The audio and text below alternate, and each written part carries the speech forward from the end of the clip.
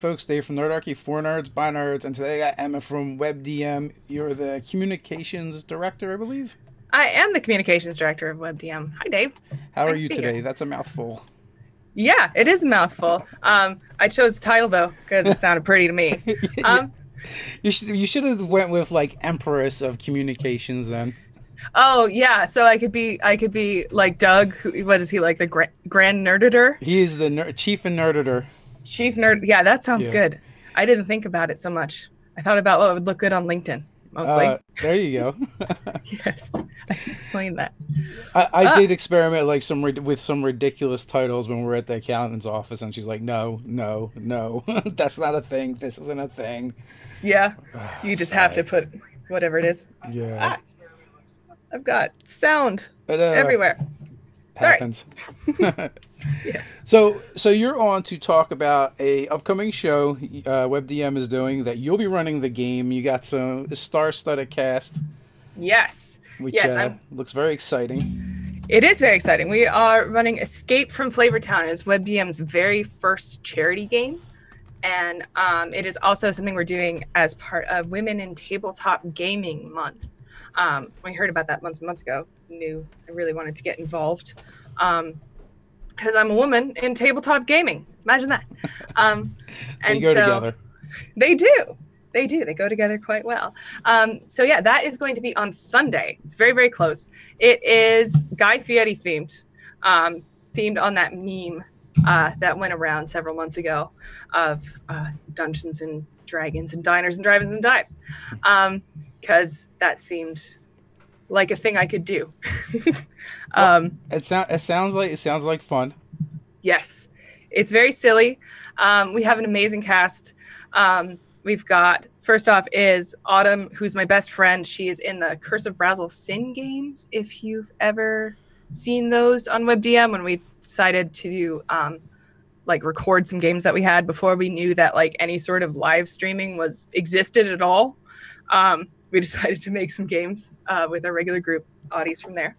And then we have Lysa Chen, amazing author, about to be in one of the newest D&D books, the Undermountain one. I forgot the exact name of it. And we've got Sid Shields from Encounter RP, and we have Satine Phoenix. Oh my God, how this happened. that is a fabulous cast. I've Yes. played of them. I've only played with Satine so far. Yeah. Uh, Everyone but your friend has been on the show before, and Yes. I was actually hanging out with Satine and Lisa over the weekend. Yeah. So, but apparently they have Concrete and couldn't make it, but I've dodged it by drinking it away. Very good. Very good. They should do the same thing next time. Yeah, you have to, you have to kill those germs properly. Exactly. Exactly. It's just you're being, cautious and responsible, right? So, so what are you most excited for with the upcoming game? Oh, this is probably the silliest thing I've ever done, much less run. I think I'm excited to run something because I really haven't run anything very much at all. So this whole thing's very much sort of out of my comfort zone. But it's fun because I've got some good people to give me advice in the background. Wait a minute, did you say you haven't run anything at all before? I ran a part of an adventure for Warhammer Fantasy Roleplay Second Edition a long time ago, and then I've run a full adventure, like a little bit. I've run like 4 times in the past couple months since I decided to do this.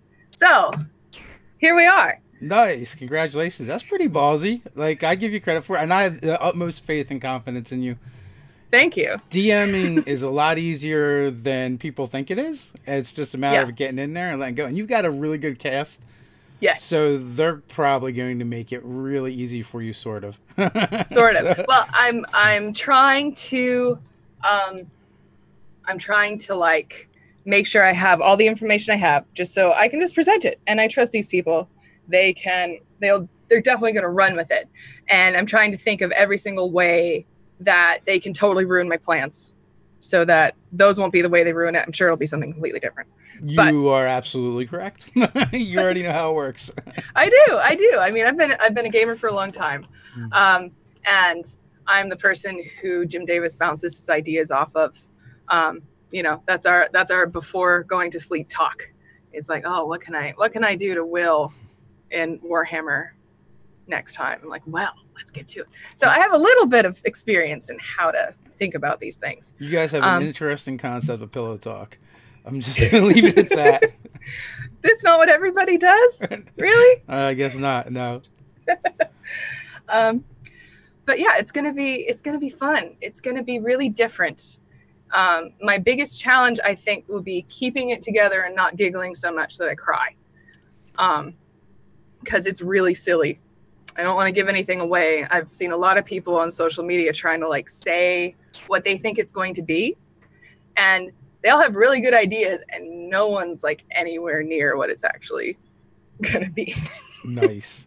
Yeah. So yeah. Do you, because I know we don't want to give away any spoilers as to the game, because we want you guys to all go and watch it, and there's links in the description as always. Do you want to talk about the charity?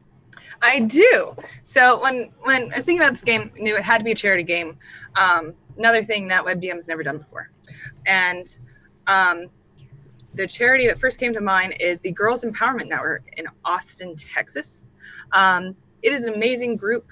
They work directly with girls and young women in the community to essentially talk to them about what they want their lives to be like. They have meetings, they have camps, they have groups that you can be in as part of your school.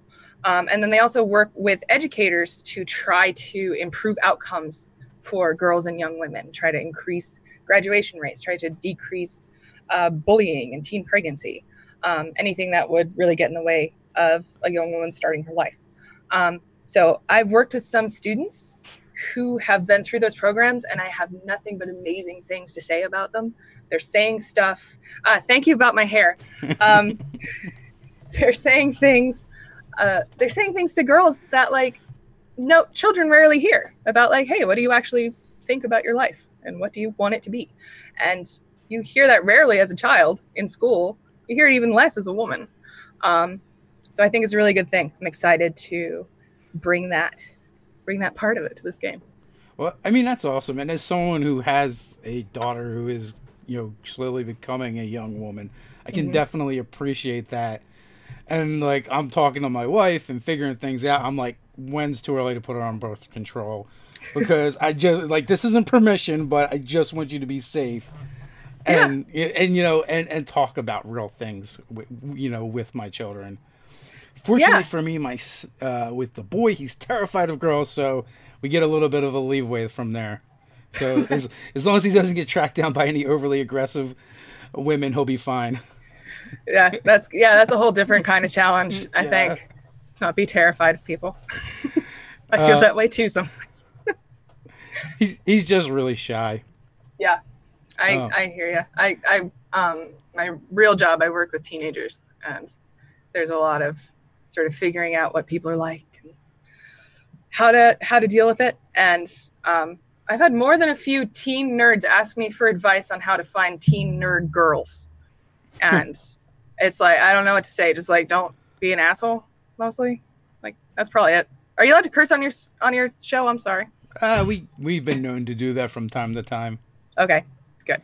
Well, the first key is really is for you to go where people are that are doing nerdy things. That's step one. And then yes, that greatly increases your chances of meeting another that is into the same things. Yes, mostly go and see people in real life or virtually if you need to. Jim Davis and I met online actually. But that was in the forever long ago. But yeah, you got to be places, be nice, talk to people, be interested in things. That's kind of the best way to find somebody who's interested in things. For any level of companionship, really, like we found by doing Nerdarchy and going out to where nerds are, just our gaming group has expanded greatly. And that would probably carry over to all walks of your life. Yeah, no, it's true. It's definitely when we started streaming on Twitch, not too long ago, it was just in March.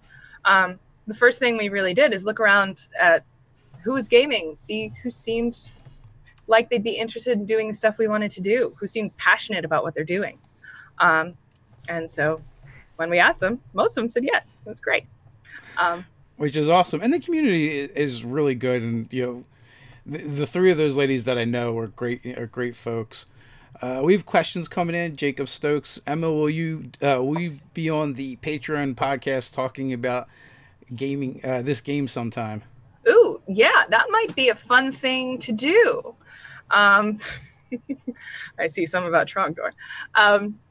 Yeah, I love being on podcasts. I've been on one podcast on our Patreon. We have a podcast that comes out every Friday.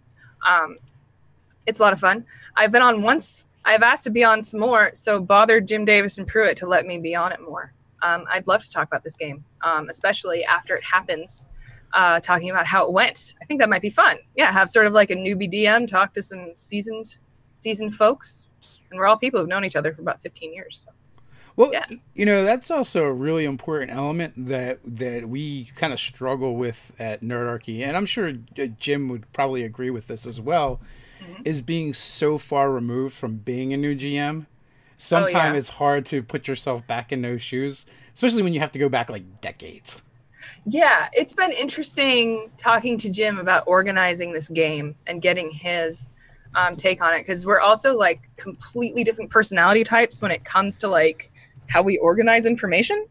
And so when he's always like, oh, just do this, I'm like, this is chaos. What are you doing? But I think, yeah, we do spend a lot of time sort of thinking about that. And we pay a lot of attention to the comments that we get and the questions that we get asked multiple times when it comes to new DMing. Because I'm the communications person, I'm looking at what everybody's saying and asking. If you hear those things a lot where they're like, what do I do? What do I do with a problem player? What do I do when my players are doing things I don't want them to do? And the answer is like, just go with it, usually. How much time a day do you spend looking at comments? Oh, gosh. It's hard to say. It depends on the day. It depends on what Trogdor, our toddler, is doing. Try to not let him see us with the phone too much. But a lot. I mean, it's busy. You know what this is like, yeah? I do. It was a loaded question. Yeah. So. Yeah. And how often do you have to be pulled from underneath of a desk, huddled up? Yes, just huddled like, I don't want to talk about this anymore. And you guys obviously absolutely know, like, going through the growth, and there was a point when I would comment on every single comment, and then, like, it just got less and less until I look over there. Sometimes I just get overwhelmed. I'm like, I can't talk to you all. I just huddle in a corner and cry. Yeah, it's like we try really hard on social media, especially Twitter, to make sure that people know that, when they have things that they want our input on, then we try to give it as much as we can. It's harder on YouTube, especially because on YouTube, like, we just finished up a class series. And so many comments, they're great, but they're like, somebody wrote us a book about their concept for a character, and then they want to know what we think. And it's like, I don't want to say the same answer a bazillion times, because the answer is, do you think it's great? It doesn't matter if I think it's great. I suppose it'll make you feel good if you have WebDM approval, but yeah, it's exciting, and it's humbling to watch all these people who like want to have our input. But trying to get there, man. Yeah, I mean, there's so many. They're talking at you on Facebook, Twitter, Instagram, in the YouTube comments, emails. We don't do Instagram yet, but we're about to come out with a subreddit, and that's gonna be nuts. A whole different new kind of nuts. Good nuts. Yeah. We like Reddit. We do. And it gets overwhelming at times. At least I find it does. Sometimes. I think for me, I have some distance from it. And I also have a lot of experience. I've worked in communications for years. And so for me, I get to build up a persona that's not me, with which to answer most of these things. And then if there's anything that's really, really crunchy that I'm like, I don't want to deal with this, I just tell Jim and Pruitt to do it. There you go. Yeah. Um, P Pat 912 wants to know what they're asking me. What was the overall experience working with WebDM so far? Those guys are great. I wouldn't start working with someone I didn't already kind of want to work with, and we have been talking for a while, so it was really easy to the transition to working with those guys, and it's been a lot of fun. And that's what I like about this hobby is like getting to connect with different people, like I'm doing with you right now. Yeah, no, I know I've heard about Dave forever. You were like WebDM's real first person to reach out, and say like, hey, you're a part of this, and getting us to talk. And it's been great knowing you. I think you're, I think I would say we're one of your best friends. Those guys have pushed Nerdarchy so hard to work harder. Like when we, like when we see people doing something really well, I'm kind of competitive, and so it pushes me to work harder and be better. So like I attribute like a lot of Nerdarchy's growth to WebDM because they showed us what things could be, and so we've taken that to heart, and it makes us work harder. Awesome. Yeah, no, I think the same with WebDM. When we got into it, like we have Travis, our producer. He makes amazing shows, and then there's the whole other sort of like world of it that built up at the same time that both Nerdarchy and WebDM were starting, and getting to know that and getting to know all the people who are involved in this, especially on YouTube, because it all just like popped up almost, seems to me, out of nowhere. And you got to stick together when you're doing this stuff. Yeah, absolutely. I want to say like the whole YouTube landscape and the landscape for gaming really seems to have changed over the last 2 years a lot for the better. I mean, there's so many new content creators coming in and doing things, and I look at them and go, oh my god, they're so much further ahead. It took us forever to get where they are now. I remember starting out and like we were talking about a little bit like internally, and some of it too is they're just younger and they're just more tech savvy, like they grew up with it. I don't know about for you guys, but for me, I didn't even have my first personal computer until I was living in my own house and married. so yeah, it's a little different for us. I'm a little bit younger than the rest of the guys, but yeah, I think when we started, at least I'm talking about for me, I don't know about the rest of the guys. I imagine it's similar. When we started, my impression of gaming is that it was still a thing that was very sort of marginal, that you would struggle to find a group of people to play with. It was not a thing that you did online. I remember sometimes people would like bust out a laptop and do something on it, like show a map or something, and it was like, oh, that's cute, why would people do that? This is something you do with books. But yeah, it's really changed. Like, every day we get followed by somebody new who's wanting to make their games public. And I think it's really exciting. I think it's sort of essentially it's an emerging form of media, don't you think? Oh, absolutely. It's weird. It's still a little weird to me. I mean, like, I never thought people would want to watch people playing D&D. I know, right? Like, I full disclosure, I've tried it, and it's not for me. I don't really like watching them. I'd much rather play. I had 15 years of playing before I saw why people watch, but I'm understanding why they're doing it. And it's a fun, it's really interesting. I come from a theater background. And so sort of thinking about like the early days of film or the early days of theater, where it was sort of like, there are all these different ways we can go with this. What are we going to do? I feel like we're in the same place. Where right now we're like essentially like melodrama, right? That's the thing. We're all about the big feelings and not so much about, it's not so much about the crunch. And I feel like at some point we're gonna move back to the middle and then all the way over to the other side where it's way more about the gameplay. But I don't know. It's a pendulum. Yeah, it is. I think you're right. Like, I mean, for me, when I watch, like, the only stream game I really watch is Critical Role, and I actually get bored during the combats a lot of time, but what I like is the interactions between the players and the NPCs, and their characterizations is way more exciting. We do have Oh a yeah. question for you from Beholder Gaming. Oh yeah. Hello. We've got. Do you plan or want to do more GMing after you do Flavortown? If so, are you thinking campaign or just one shots?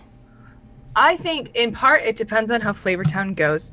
And it's a question of time. I spend a whole lot of time with Trogdor, which is what we call our toddler on the internet, and doing stuff for WebDM. So it's pretty busy. But if Flavortown goes well, which means if I don't vomit or cry, then probably, yeah. I want to, a close second when I was trying to do Flavortown, I kind of want to do a Xena game, because there's a Xena and Hercules RPG that came out in like the early 2000s, I think.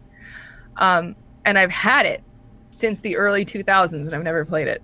And I think that would be really fun. What system is that? What is it? I don't remember. It's under the same umbrella as, I think, the guys who did like the Doctor Who game. Okay. I forget what brand it is, but it's something. Somebody in chat surely will know. Is Bogan over there? I think he knows. The question is, will that game be as ridiculous as this shows? That's the important part. Oh no, it will not be as ridiculous as this show. This show is it's every time I sit down and do work on it, I'm like, is this too no, crazy? I meant the Hercules and Xena shows. Oh, the Hercules and Xena. Yeah, because they were pretty silly. No, it's a lot like them. It's a lot more like Xena than it is like Hercules, because Xena was a little crazier than Hercules. Yeah. I'm a big Xena fan. But they have like character builds, so like you can play all the main characters if you want to. And that might be super fun. Although it's kind of like playing Star Wars, and there's one person who's a Jedi, the one person who's Xena will totally own everybody else. Well, that's true. Lucy Lawless is where it's at. Absolutely. She's the best. I love her. Have you seen Ash versus Evil Dead? I have not. I unfortunately do not watch very much TV. I have to like pick and choose, and it's like trying to find shows that I'll watch with the family, so I can squeeze in like family time and other things at the same time. Yeah, I can see that show not being quite family time friendly. Yeah. Although I have to say, and usually also the other thing is it comes down to too is like, can I view it on demand someplace? Is also really important, because the chances of watching anything as it airs is like slim to none. Yeah, no, I feel the same way. I don't think I've watched actual TV. Like, I think Jim Davis is in the chat. If he is, it's been at least 8 or 9 years since we've had like cable TV. It has to be in demand. I know I've been watching the second season of The Expanse for like 10 weeks. Because that's how often I get to watch it. We're only halfway through. But Nerdarchy Dogs says get Lucy Lawless to play the game, except someone else plays the Xena character. Oh, that would be awesome. That would be like they have some mashup episodes sometimes where they do that. I remember there's one they were in the future, and Lucy Lawless got to play the character that was the descendant of Joxer, and Joxer was like the descendant of Xena, and so they all got to be each other. That'd be great. Yeah, I know. I watch those shows like off and on, but I'm pretty sure Ted probably still owns like the VHSs of them or something somewhere. Oh, awesome. They used to be available streaming, and I watched them all in the last several years. And I had like, when I think about my early adolescence, mostly what I can think of is like trying to find ways to watch Xena Warrior Princess without anybody else knowing I was trying to watch it. Because I was a total nerd, but I didn't know any other nerds at all. And so I was like, this secret cannot get out about me that I like these things. But I tried to all the time. Like when I was 13, I almost ran away to New York City to go to the New York City Comic-Con because Joxer the Mighty was going to be there. Because I was also obsessed with Joxer the Mighty. I don't know why. And it didn't occur to me. It didn't occur to me until I was like 30. I could have just asked my mother and she'd be okay. She'd say, okay. And I'd go to the convention. But no, I had to run away and figure out how to do this on my own. so nobody would know my secret. I asked my mother recently. She's like, "Oh yeah, we totally knew every time you watched that show." Great. Your secret was not safe. It was not safe. Not safe at all. Lucy Lawless had made an appearance in one of the seasons of Shield. Only a couple episodes though. Oh yeah, I haven't seen that one.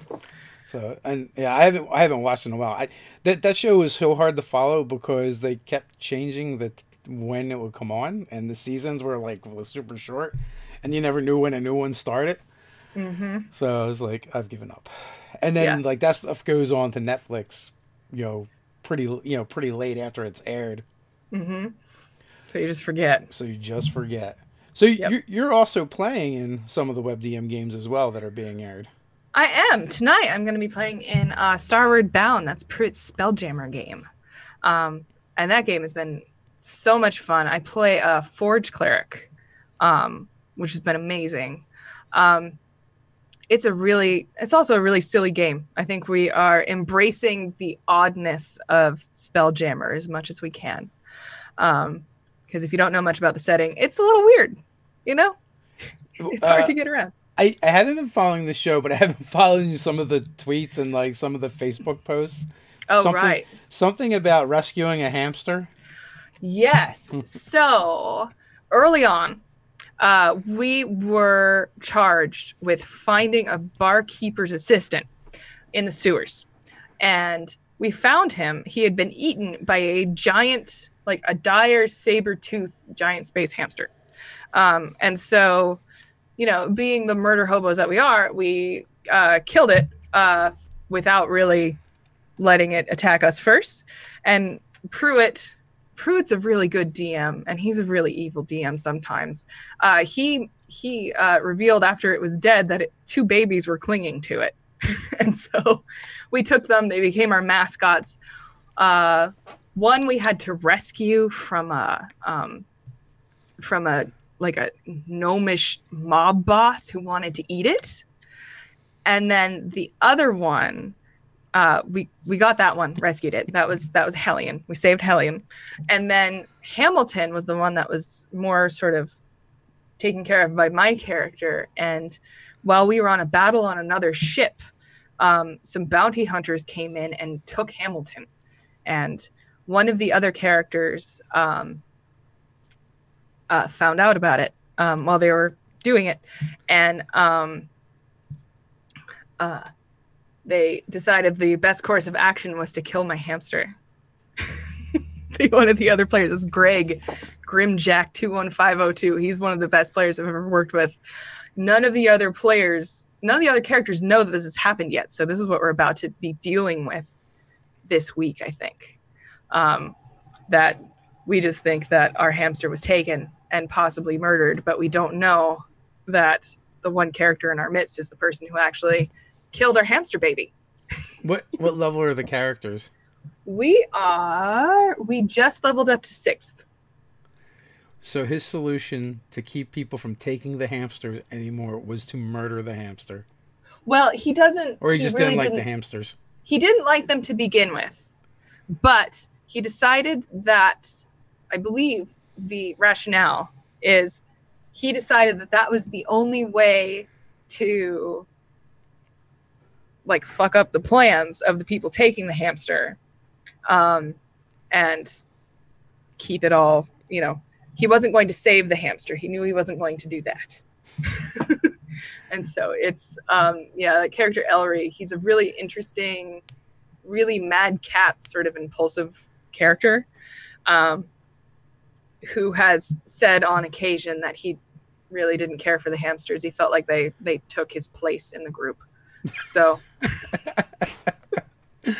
I could see how that would be hurtful to Elroy. But yeah. So I see the party's going to be heading for some conflict if they figure out what happened. It's going to be interesting. It's going to be really I don't want to give too much away, but the whole experience is really changing my character, because she's an ancient dwarf who's never really been off the planet where they started, and now she's the captain, because Ellery talked his way into convincing the people who had the ship that we're on to make her the captain, which is not something she really wanted. And so it's going to be interesting. It's going to be really interesting. This game has been it's been my first streaming game. So it's been a really sort of interesting introduction to how streaming sort of changes gaming, and especially how playing with people who are really, really, really RP focused. How do you feel streaming is changing the game from your experience, from your perspective? I think in a number of ways. I think one, it is, it's bringing a whole lot more structure because the games that you're playing are much shorter. And there's not really any way of getting around that. Nobody really wants to see an 8-hour, like the kind of game that you would play at home. There are things about that not very many people are going to want to see. And so making sure that those paces are hit. And there's sort of a performative aspect of it that, for me, when I was playing at home, like, you're performing for your friends, right? But it's not quite the same as like a performance. And this feels a lot more, it's kind of halfway in between. I'm just having a good time with my friends and I'm on stage doing a thing. I used to do a lot of improv, and it does feel a lot more like that. To me, at least, I'm pretty conscious of the audience all the time. So I think people who say like it's not changing gaming at all, it's like, how could it not? How could it not? It's impossible for this not to. It's not that it's a bad thing at all. I think it's great. I love that people are watching it and people enjoy it and people are getting something out of it. But I think there are some forms of gaming that wouldn't translate well. And I spend a lot of time trying to think about like, how do you bring that sort of, how do you bring a different kind of game to a stream? I don't really know. There's a couple like observations I have from having been in a bunch of stream games now. One, I feel like streaming the game really condenses the amount of gaming you get in compared to, like you said, if you were to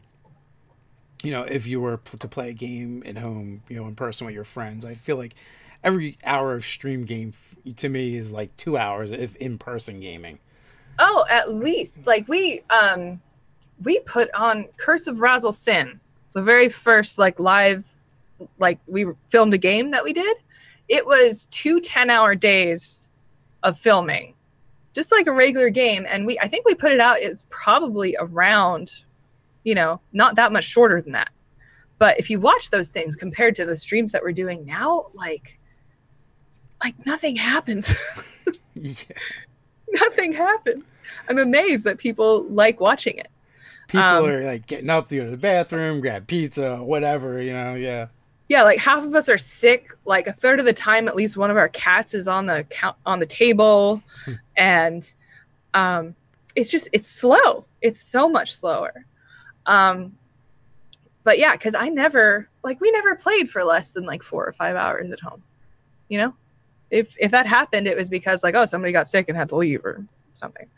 But yeah, it's really different. I find different things get focused on. There's not so much of that, like, what do we do with this door kind of questions. Yeah. Which for me were always just like terribly boring anyway. So I'm glad that sort of thing is done. And I think there's also like an element of everyone raising each other up, or sometimes even a competitive element where everyone is trying to, role play as good as everyone else at the table, right? So, yeah. So it brings up the level. I'm like, fuck you, Jim Davis, you're not going to out role play me. Oh gosh, yes, cool. I'm about 10 feet behind Jim Davis every time you all play Saber Dice. Yeah, just listening, and it's a lot of fun. I've never seen. I think Jim Davis is having a huge amount of fun with this game. It has been so much fun for all of us. Doing Saber Dice and in general just interacting with people online and playing extreme games. Oh, it's so great! It's our early experiences, we used to play with a lot of people back in like the early 2000s, just like, you know, people who'd respond to your message on, you know, game store bulletin board. And overwhelmingly, those experiences were really negative. And it was hard to believe that there would be this many people out here who really are interested in playing a game. Hi, Pruitt. You know, who are interested in playing a game where it's about the collective fun of everybody. You know, coming out of like 3.5, where it's all about so much crunch, so many rules lawyers. So much nuance, too much. I personally, I long for the days where you could spend 6 hours considering your feats. I kind of liked that. I missed that a little bit. Alistair, you just retracted your question. I was gonna answer that question and bring that one up. You know, what question? I don't know. They retracted it. One of the things that I want to say came out of streaming games is we run a monthly fan game, and I was at capacity, and it's back. I'll get to you in a second, Alistair. And there was one person that responded, and they're like, you know, I've never played D&D, and I'm like, I will make room for one more player. And you know, I jumped on with them a little bit early. They had a couple questions, which they pretty much kind of like were just getting confirmation, which like I found pretty impressive. And then we ran the game, and at the end, you know, I said, hey, you know, so and so, this is their first game. Nobody knew. And I would attribute that to streaming. I imagine because it was really weird too, because they're one of our patrons and they watch our videos, but they've never played D&D before or any role playing games. Oh, they hadn't played at all. And they were actually a patron too. So I thought that was amazing for them to come on, play, and be so knowledgeable, and for no one to even realize that was their first game. I credit that to YouTube and streaming. Absolutely, because there was never a way before to like see what this thing looks like. You know, it's like I'm pretty sure most of my family still has no idea what it is, because like you explain it and it doesn't make any sense most of the time. Like, I have a board game without a board and it all exists in your mind and you can do everything. Doesn't really make sense. I think I think it was either Merles or Perkins that said the only way to really learn D&D or understand D&D is to play it. But now people get to kind of like play it through other people playing it, because you can sit there and you can watch it and you can see stream after stream of different GMs and different players, and there's definitely something to be said, and you can see different kinds of experiences as well.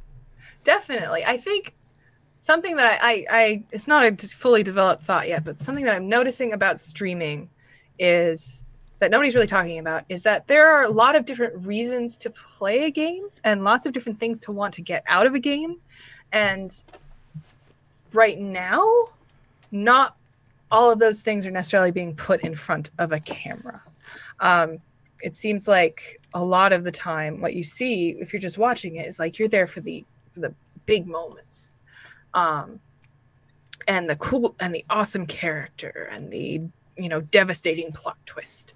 And I don't know, maybe you can suggest some games, but I'd like to see some games that are about why the player's playing the character. You know, I like to, you know, everybody works their shit out with their characters on some extent. Like, you can't help it, really. That's funny you should mention that. Yeah. You know, well, because, you know, like, there's the longest time when we played, and it was literally just like I would work and family, and then like Saturday night was game night. And for a while, it was actually just my way of socializing with other adults, other people that like the game was just something that happened while we were hanging out. Like, it wasn't, you know, it wasn't that important to me personally. Even though I was the dungeon master. But what was important to me was this group of friends coming together to do something. You know, we had, you know, there's been numerous times where we either had a lull or just something was going on. And my buddy Mark is like, I've had the worst week. I need to kill shit. Are we gaming this weekend? What's going on? So yeah, exactly. That was, you know, WebDM. We play as me, Jim Pruitt, Audie, Josh Davis, Jim's brother, who's in Land Between Two Rivers. That's exactly what it'd be like.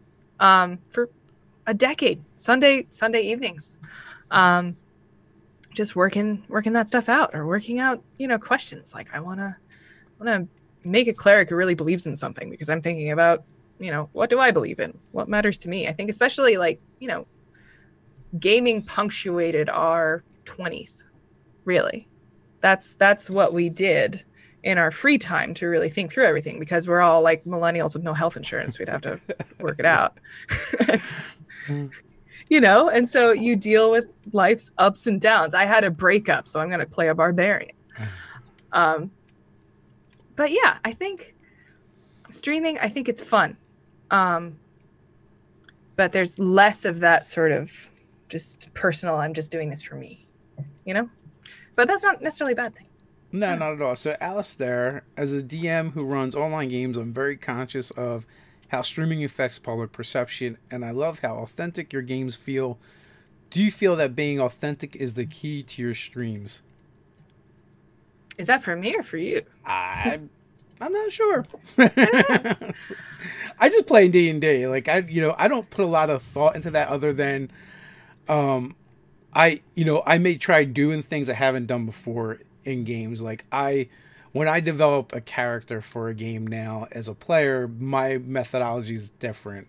I'm like, how can I do a character that is significantly different than me, and people are going to understand that, that it's the character and not me. Like, I struggle with the current character in Savor Dice that way, because I didn't go as different as I did with my two previous characters, or the Kenku I'm playing in Grant Ellis's game. So with that, I kind of I lean on the other guys and that relationship we have in the game as cousins, which makes it a lot of fun. But when I GM, I run the same games that I would pretty much run at the table. Yeah, I think I know talking with Pruitt and Jim as we're launching these. For Pruitt, he had run a long Spelljammer campaign before we did this, and that's sort of like the history of the game that Starward Bound is now. And the setting that Jim's been working on, Land Between Two Rivers, he's been telling stories in that world, different ages of it, but in that world for over a decade. And I know that, that's just sort of, we're doing what we would normally be doing.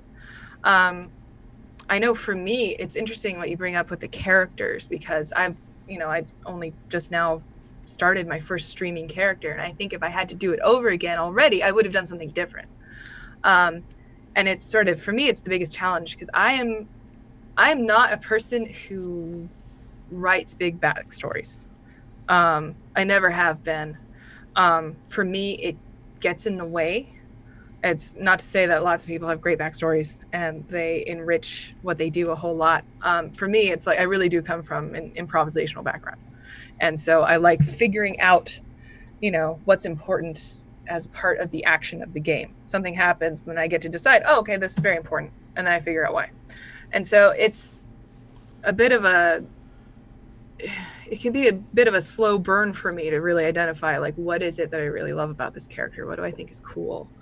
And how do I portray that in a way that other people want to see? Is sort of, it's a question that's way down on the priority list, but it's still there.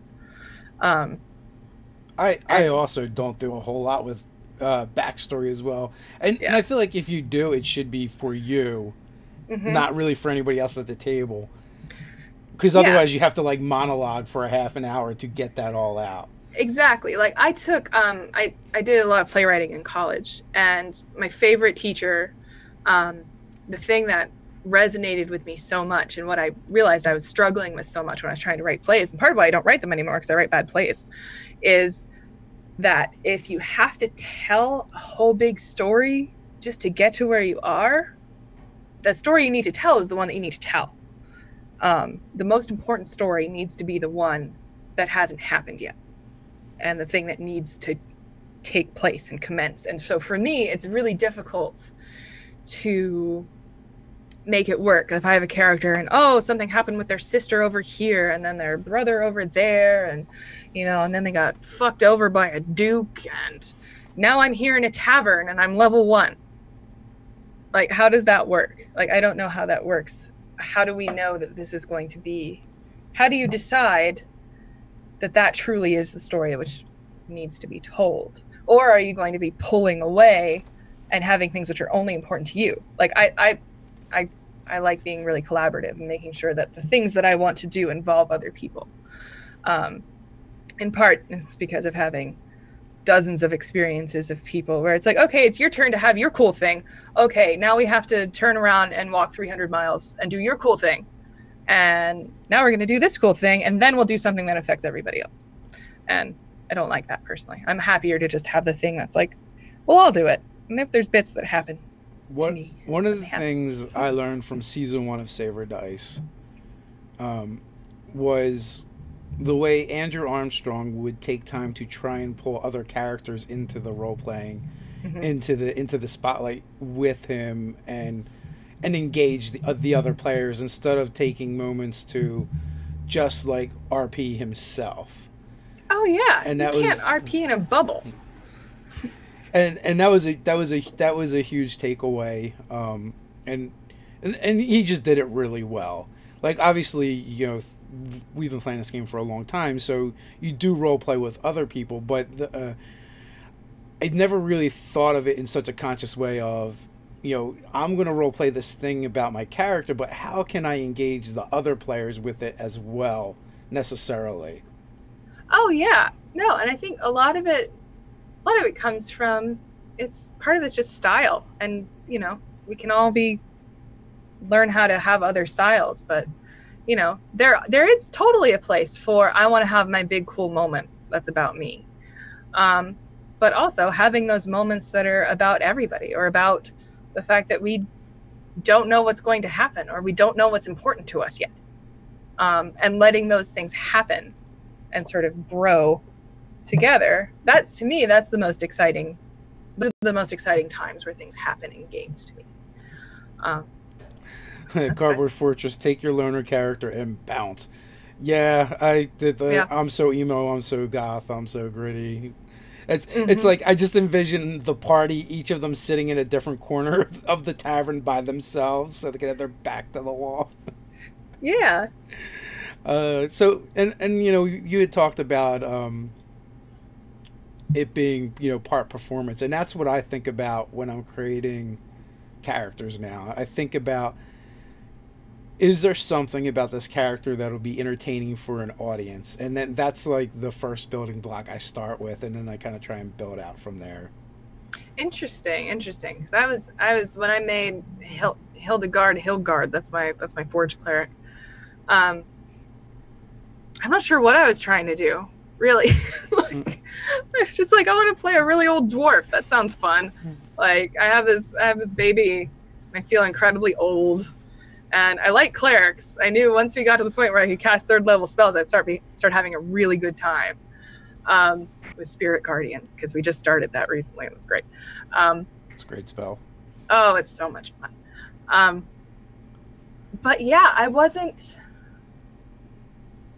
really sure how much I wanted to perform, to be honest. Like the voices thing, like home games, we never did voices. I'm sorry, Jim Davis and Pruitt. Like, we were casual gamers at home most of the time. You're not outing them. They've said it before, and for the most part, neither have I. That's been very new. I am terrible at doing accents, right? Mm-hmm. So, like, before we start, like, the Savor Dice game, they always want to do a bit. And I'm like, if it involves an accent, I'm out. Because, like, I can barely speak as me, let alone someone else. I can do character voices, but I can't speak in an accent. And I probably can't do a specific character voice. I can develop them. So, and that's been something I've been playing with, and that's what's been fun. And that was what I learned from streaming. Like how to, you know, when I'm building a character, like, I try to build it for the audience, too, because they're there, whether I think about it or not. So I might as well try and make it as entertaining for them as well. But like you said, like, my longest running character in 5e is exactly like you said. I wanted to play a dwarven wizard that fights, and in 5e it allowed me to use, real weapons and wear real armor at first level and cast spells. I could cast magic missile or hit with my axe. And that was very exciting for me. It's fun. Yeah. It's fun. I know for me, it was, Starbound was the first game, other than a short Razzle Sin sort of wrap up, which, sorry guys, I don't think any more of that's going to happen. But, like, it's the first, there's Trogdor. I hear it. It's coming. Yeah. Yeah. Trogdor's headed for a nap. Not willingly, though. No, he wanted to see all of you. Although he gets scared of the people on camera a little bit. Can't sleep. About? Yep, gotta have a nap. Yeah, I forgot what we were talking about entirely.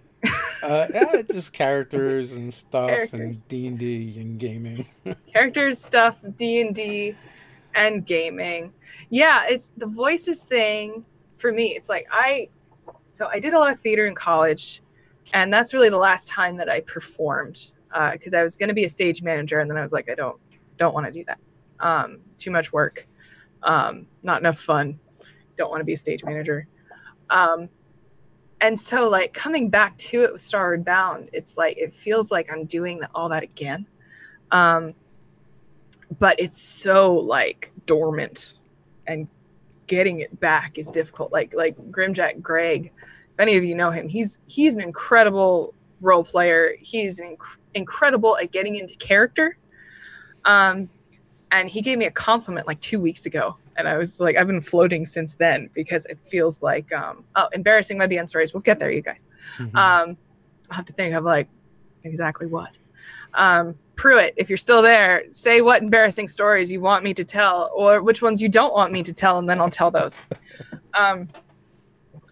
But yeah, it's interesting getting into it. I am a little bit jealous of Jim and Pruitt having basically like a year of experience ahead of me. I feel like in a year, if I'm able to keep up doing this stuff, it's going to be really different. But right now, I'm just sort of learning the ropes. I'm like 13 episodes into my streaming career, and now I'm going to DM for Lysa Chen, Sid Shields, and Satine Phoenix. No pressure. Somehow. No pressure. That's what Xanax is for, Dave. Yeah, there you go. Those ladies are going to make it easy for you, I'm sure. Yeah. That's kind of thing too. I think it's more intimidating sitting at the table with a group of your friends and feeling like you're going to feel like you might have anxiety about feeling ridiculous in front of them or being judged. But it's funny when you turn on the camera and you get around other people, especially if you're around other people that have been doing it for a while. Like they're doing it, so it makes it easier. Like, yes. Oh, well, my friends are already making asses of themselves, so I might as well join in. You don't feel isolated doing it where, like, someone has to break the seal. Someone has to be the first one at the table. And if you don't have people that are playing that way, you're not likely to be the first one. Oh, yeah, totally. And I think at home, yeah, because, like, you have to see these people when you're not gaming. So you have to look each other in the eye. Yeah, you can just click the X, and you're done with them. Yep, bye. You don't exist in my life except for this. Great. Yeah, but embarrassing stories. But what I did find is by playing online and doing it more, it does start to bleed over into your in-person games. It does. It's easier to be more ridiculous wherever. Thank you, Michael Francis. Appreciate the super chat. Thank you. Yeah, it does. I've been running Blood in the Chocolate. Are you familiar with this module? It's a Lamentations of the Flame Princess module that's loosely based on Willy Wonka and the Chocolate Factory. I'm vaguely aware of it, but I've never actually played any OSR games except for the original box sets. Yeah, no, I'm converting it to 5e on the fly. Okay. Pretty much, but it's really fun. It's really deadly. But it's been interesting to see like just how much, especially Pruitt really gets into it with his character is Daniel the Tanner. He's got 3 young girls at home that he's a single dad. He's got to take care of them. He's very tickled by it. Well, and that's one of the cool things that I'm finding like in my more recent games where like characters actually have families and it's not always a tragic backstory and especially in my Scarlet Sisterhood game where most of them have families. Like the one traveled into the town that they've kind of settled in with her halfling extended family, and then the one character would sneak off to her family to give her earnings to them, and then go back out to earn money again until they all kind of like found out, or she trusted them enough to bring them into her personal life, and then they eventually built a bathhouse and stuff together. And it's the games are going in much different directions than when I used to play.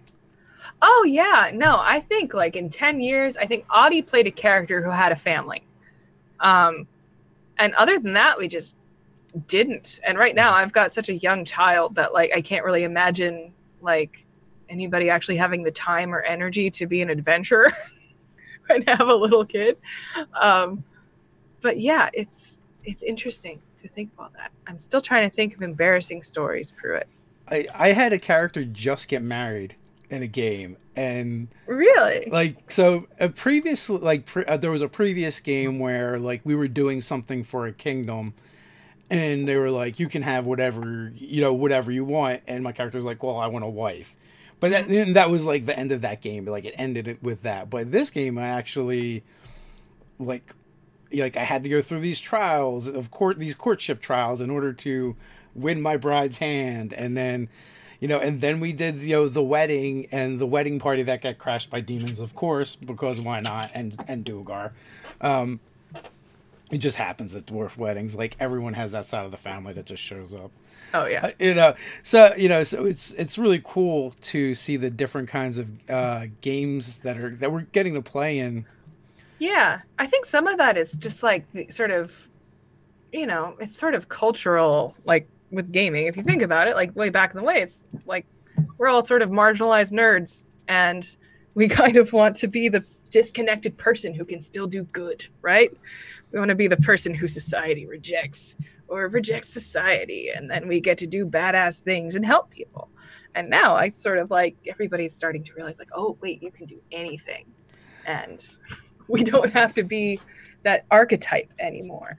Like heroic archetypes in literature were never that disconnected, right? Yeah, so I mean, it's a lot of fun. In the game that I'm running, Anthony's in Cardboard Fortress, Pickle Dick got married. That's his character's name, Richard Pickleton. Got married and had 3 kids and sort of a shotgun wedding. But that's been a lot of fun. So he's got like baby gorks running around because they're like orc and goblin children. Oh God, baby gorks. I messed up and I told him how many kids he was going to have, and then I thought later I should make him roll a die so he could have like up to like 8 kids. Oh no. They're goblins. They have them in litters like puppies and kittens, I think. They've got to mature in like 2 or 3 weeks, like birds. Yeah, we've got to be playing it that way. I think they took them out and they ended up in like an adventure with the kids, and they had to figure out what to do with the kids or drop them off on the way to like a slaughtered village where the villagers were all imprisoned. It was weird, but oh God, it changes things up. We're telling different stories than we ever did. Yeah, no, it's fun. And, it's great. So we are coming up on that time. Parting words, Emma. Escape from Flavortown. Sunday, the 24th, 1 p.m. Central Standard Time. Please come. Please donate. Please see what these crazy ladies are going to get up to in this crazy situation. They're probably going to murder Guy Fieri. Let's hope. Let's hope. I'm sure it's going to be amazing. I want to thank you for coming on. It was awesome meeting yet another member of the WebDM cast. Yeah. And I actually like it when I can get the non-Jim and Pruitt people to the forefront, so you guys can get some love, because you guys are the ones behind those guys, making them so great. So it's true. We do our best to make them look really good. It's an easy job to have. But that's not the true wife response I was expecting. Oh, it's true. It's true. I love these guys. Those guys are great. It was great having you on. Thanks, everyone, for watching. Go check them out. Links are in the description. Until next time, stay nerdy. Thank you so much, guys. Take care.